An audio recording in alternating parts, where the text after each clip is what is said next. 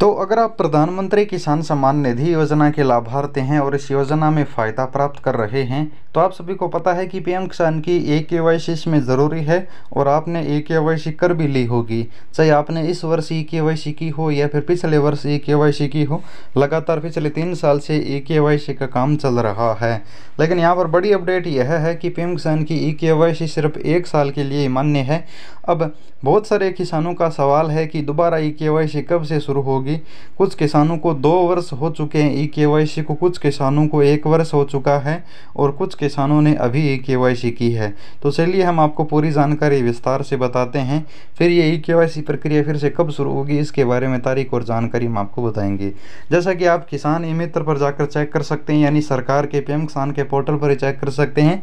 यहाँ पर आप पूछते हैं कि ई-केवाईसी कितने समय के लिए मान्य है। अगर आपने पिछले साल ई-केवाईसी की थी तो वो इस बार पूरी हो चुकी है, अब आपको दोबारा करनी होगी।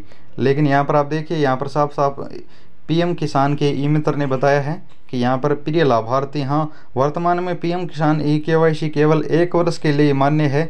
एक बार जब किसान ई-केवाईसी पूरा कर लेता है तो यह 1 साल की पूरी अवधि के लिए मान्य रहता है। उसके बाद इस किसान को दोबारा ई-केवाईसी की आवश्यकता होती है। हालांकि किसानों को यह सुनिश्चित करना होता है कि वह आधार में किसी भी प्रकार का अपडेट करवाता है तो उसको केवाईसी करना अनिवार्य है।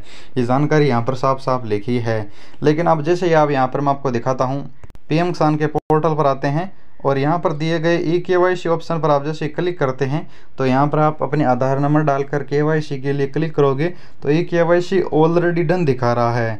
आपने ई-केवाईसी 2 से 3 साल पहले की होगी, 3 साल पहले की थी तो अभी डन है, और अभी ई-केवाईसी किया है फिर भी ऑलरेडी डन दिखा रहा है।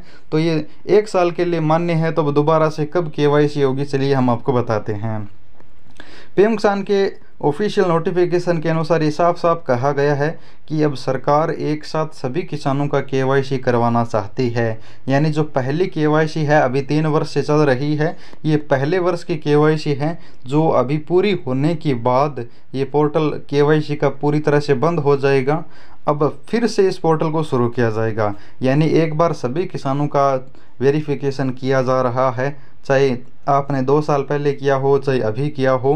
जब तक ये पोर्टल चालू है अब आप केवाईसी करवा सकते हैं, आप केवाईसी की इस लिस्ट में आ सकते हैं।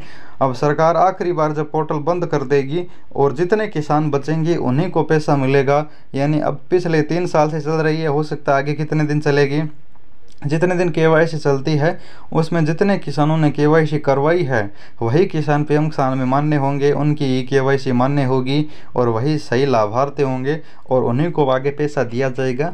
अब पोर्टल बंद होने के बाद सरकार इसे कुछ महीनों बाद फिर से शुरू करेगी और उस समय जो केवाईसी वाले किसान हैं वो अपनी दोबारा केवाईसी कर सकेंगे। और सरकार चाहती है कि हर वर्ष केवाईसी हो, जिससे किसान जीवित है या फिर मरता है ये भी पता चल जाएगा।